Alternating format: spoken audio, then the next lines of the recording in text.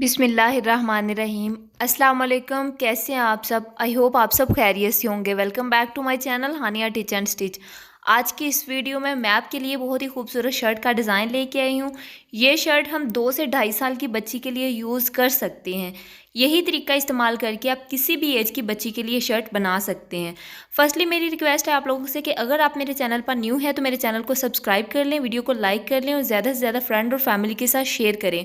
और जो साथ दिया गया बेल का आइकन है उसे भी प्रेस कर लें ताकि जब भी मेरी कोई न्यू वीडियो है सबसे पहले उसका नोटिफिकेशन आप तक पहुंचे, वो भी फ्री में, और आप घर बैठकर बगैर कहीं जाए हुए बहुत ही खूबसूरत स्टिचिंग सीख सकें। इस शर्ट को कंप्लीट करने के लिए मैंने जो है वो 2 मीटर कॉटन फैब्रिक लिया है। आप किसी भी फैब्रिक में बना सकते हैं, मतलब अगर आप जो है वो गर्म स्टफ़ में बनाना चाहते हैं तो भी बना सकते हैं, अगर आप कॉटन स्टफ़ में बनाना चाहते हैं तो भी बना सकते हैं। उसके बाद मैंने पैंट रेडी किया, ट्राउज़र पैंट।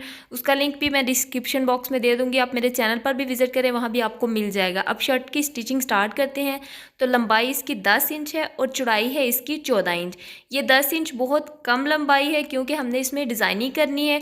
जो ऊपर वाली साइड पर हमने बाजुओं के साथ फ्रिल लगानी है, 3 इंच की वो हो जाएगी, यानी कि 3 इंच उसकी लेंथ हो जाएगी और 4 इंच की हमने इसके नीचे फ्रिल लगानी है। और टोटल जो इसकी लेंथ है वो तकरीबन 18 इंच हो जाएगी।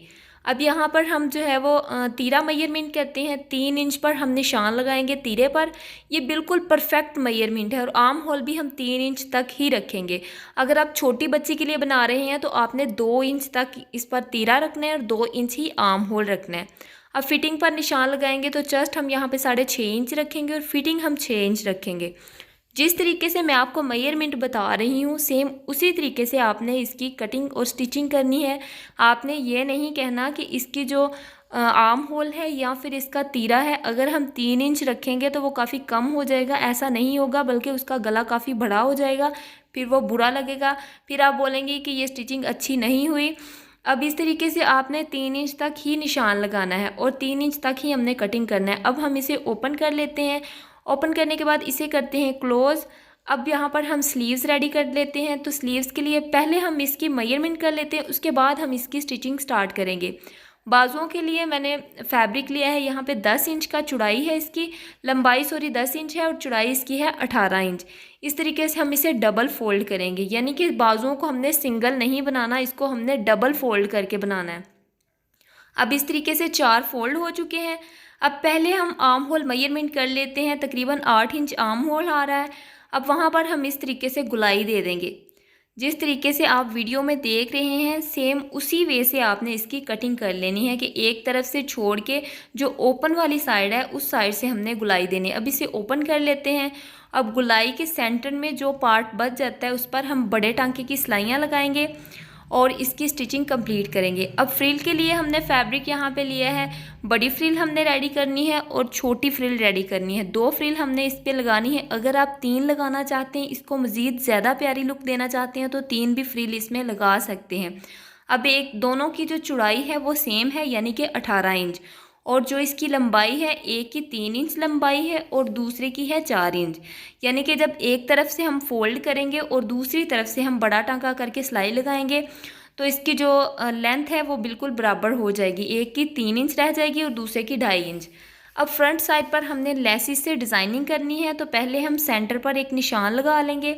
उसके बाद हम तकरीबन हाफ इंच तक दूसरी साइड पर निशान लगाएंगे। अब यहाँ पर हमने 1 इंच कम करते जाना है साइडों से, यानी कि पहले हमने 1 इंच कम किया, फिर 2 इंच कम किया, फिर 3 इंच, फिर 4 इंच कम किया, और इसकी बिल्कुल परफेक्ट जो है वो मेजरमेंट होगी। अब हम इसमें लेस अटैच करेंगे, और अगर इसमें मैंने कुछ चेंजिंग करनी हुई तो वो भी मैं आपको बता दूंगी कि मैंने क्या चेंजिंग की है इसमें। और अगर ऐसे ही आपको अच्छा लगता है, अगर ऐसे ही आपने बनाना है तो आप इस तरह से भी इसे कंप्लीट कर सकते हैं। अब जहाँ पर मैंने जो है वो मार्क किया है वहाँ पर हम लेस लगा लेंगे। लेस लगाने के बाद हम इसकी स्टिचिंग कंप्लीट कर लेंगे।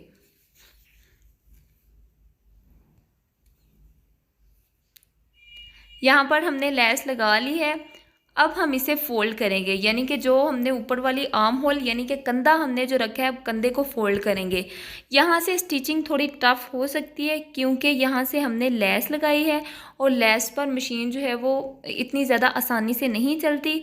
आपने यहाँ पे टेंशन नहीं लेनी कि पता नहीं ये इसकी स्टिचिंग है वो ख़राब हो जाएगी, इसकी स्टिचिंग बिल्कुल परफेक्ट आएगी। अब यहाँ पर आर्म होल भी सॉरी जो कंधा है वो भी स्टिच हो चुका है। बैक साइड पर भी सेम हमने इसी तरीके से स्टिच कर लेना है। अब बाजुओं को जिस तरीके से मैंने आपको बताया कि बड़ा टांका करके हम सिलाइयाँ लगाएंगे और इसकी चोंटें इकट्ठी करेंगे, अब हम इसमें सिलाइयाँ लगा लेते हैं, फिर हम इसकी चोंटें इकट्ठी करेंगे। अब यहाँ तक अगर आपको वीडियो ज़रा सी भी अच्छी लगी तो चैनल पर न्यू है तो चैनल को सब्सक्राइब कर लें, वीडियो को लाइक कर लें और ज़्यादा से ज़्यादा अपने फ्रेंड और फैमिली के साथ शेयर करें। अब इसके बाद हम चोंटें इकट्ठी कर लेंगे। सेम इसी तरीके से हमने दूसरा बाजू रेडी कर लेना है। अब यहाँ पर हमने कंधा बनाना है तो कंधे के लिए हम एक्स्ट्रा पट्टी लेंगे। चौड़ाई है इसकी तकरीबन 3 इंचज़ और जो इसकी लंबाई है वो है 6.5 इंचज़।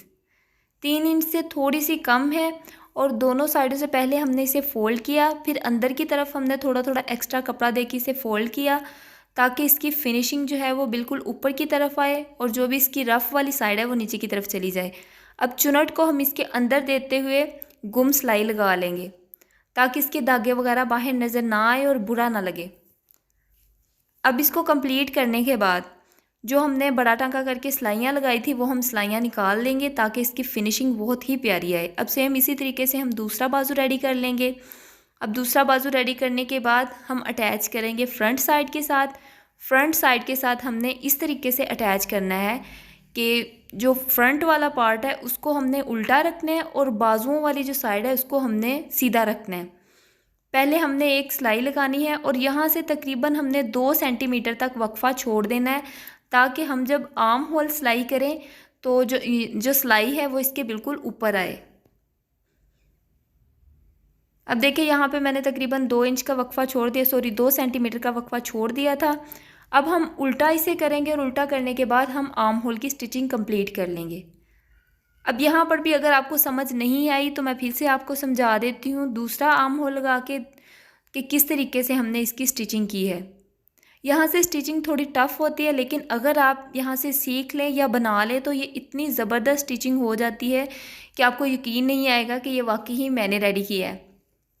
अब पहले हम निशान लगा लेंगे। अब जैसा कि मैं आपको बता रही हूँ कि पहले आपने फ्रंट साइड पर निशान लगाना है, उसके बाद आपने जो है वो बाजुओं पर निशान लगा लेना है। निशान लगाने के बाद तकरीबन 2 सेंटीमीटर तक हमने वक्फा छोड़ना है, यानी कि एक पैर का वक्फा हमने छोड़ लेना है, उसके आगे हमने सिलाई लगानी है। अब यहाँ पर भी सिलाई लग चुकी है। अब हम इसे बाहर निकालेंगे, फिर हम इसे उल्टा करेंगे, यानी कि बाजुओं को भी उल्टा करेंगे और फ्रंट वाली साइड को भी इस तरीके से उल्टा करेंगे और बिल्कुल सॉफ्ट हाथों से हमने इसकी स्टिचिंग कंप्लीट करनी है। यानी कि यहाँ से हमने इसे खींचना नहीं है, ना ऊपर वाले कपड़े को ना बाजुओं वाले कपड़े को। अगर हम खींचेंगे तो इसमें खिंचाव पड़ सकता है और इसकी फिनिशिंग अच्छी नहीं आएगी।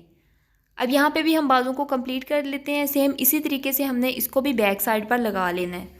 यानी कि ये ऐसा नहीं है कि पहले हम जो है वो फ्रंट और बैक साइड स्टिच करेंगे फिर हम आर्म होल लगाएंगे। ये पहले हमने बाजू लगाने हैं, उसके बाद हमने सेंटर वाली स्टिचिंग करनी है। अब हम फ्रिल रेडी कर लेते हैं। तो फ्रिल हमने इकट्ठी रेडी करनी है। पहले हम एक पैर की सिलाई लगाते हुए इसे फोल्ड कर लेंगे, दोनों साइडों को हम फोल्ड कर लेंगे। उसके बाद हम बड़ा टांका करके सिलाइयाँ लगाएंगे और फिर इसकी फ्रिल रेडी कर लेंगे। फ्रिल हमने दोनों को इकट्ठी ही रेडी करना है, यानी कि अलग अलग स्टिच इसकी नहीं करनी कि पहले हमने एक फ्रिल की स्टिचिंग करनी है फिर उसके बाद हम दूसरी फ्रिल पर बड़ा टांका करके सिलाई लगाएंगे। इस तरीके से इसकी फिनिशिंग भी अच्छी नहीं आएगी और फ्रिल ख़राब हो जाएगी। अब जिस तरीके से आप वीडियो में देख रहे हैं कि मैंने दोनों फ्रिल को जो है वो इकट्ठा ही सिलाई लगाई है, सेम उसी तरीके से आपने इकट्ठी सिलाई लगानी है और सेम इसी तरीके से हमने बैक साइड भी रेडी कर लेनी है। 2 सिलाइयाँ लगाएंगे, एक सिलाई से इसकी फिनिशिंग अच्छी नहीं आएगी, चोंटें अच्छी नहीं बनेगी।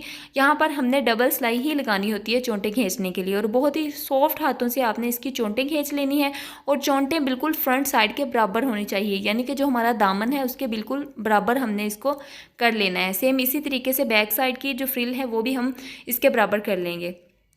अब यहाँ पर हम फ्रिल को कर लेते हैं अटैच और अटैच करने के बाद फिर हम इसकी फिटिंग वाली सिलाई लगाएंगे।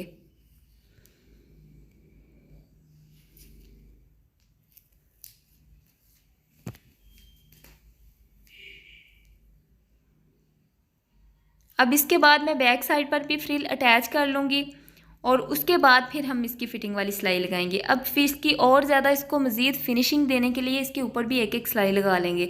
अगर इस पर भी आप लेस लगाना चाहें तो लेस भी लगा सकते हैं। अगर आप सिंपली इसे छोड़ना चाहें तो इस तरीके से सिंपली भी छोड़ सकते हैं। अब हम फिटिंग वाली सिलाई लगाएंगे। तो फिटिंग वाली सिलाई नॉर्मली जब हम स्टिचिंग करते हैं किसी भी शर्ट की तो हम ऊपर की तरफ से फिटिंग वाली सिलाई लगाना स्टार्ट करते हैं, बट इसमें हमने फ्रिल लगाई है और ऊपर से बाजुओं को हमने क्लोज़ किया हुआ है। इस वजह से हम जो है वो दामन से इसकी स्टिचिंग स्टार्ट करेंगे दोनों साइडों से, ताकि फ्रिल भी बिल्कुल बराबर आए और ऊपर की तरफ से जो बाजू है उसका भी कोई नुकसान ना हो, यानी कि उसकी भी फिनिशिंग बिल्कुल अच्छी आए। अब इसको बैक साइड को कवर करने के लिए मैं बैक साइड पर डोरियां कुछ लगाऊंगी। अगर आप डोरियां लगाना चाहते हैं तो भी लगा सकते हैं, अगर आप डोरियां नहीं लगाना चाहते तो भी आप ना लगाएं, कोई इसमें मसला नहीं है। फ्रंट साइड पर और ज़्यादा इसको प्यारा लुक देने के लिए मैंने लेसिस से कुछ फ्लावर कट किए हैं और जहाँ पर जो है हमने लेस को एंड किया है वहाँ पर हम लगा देंगे और सेंटर पर हम बटन लगाएंगे। अगर आपके पास बटन अवेलेबल हैं तो आप बटन लगा सकते हैं, अगर नहीं है तो फिर बाज़ार से ले आएँ और इसको बहुत ही प्यारी फिनिशिंग दे दें। ये है इसकी कंप्लीट लुक। बहुत ही खूबसूरत तरीके से हमने शर्ट को रेडी कर लिया है। आप इसे ज़रूर ट्राई करिएगा। यही तरीका इस्तेमाल करके आप किसी भी एज की बच्ची के लिए फ़्रॉक बना सकते हैं। इसके साथ आप शरारा भी वियर कर सकते हैं और टार्ट्स भी वियर कर सकते हैं। मैंने इसके साथ जो है वो हैंडमेड ट्राउज़र रेडी किया है, उसका लिंक भी मैं आपको डिस्क्रिप्शन बॉक्स में भी दे दूंगी और आई बटन पर भी दे दूंगी। और आप मेरा चैनल भी विज़िट कर सकते हैं, वहाँ पर भी उसकी वीडियो अवेलेबल होगी।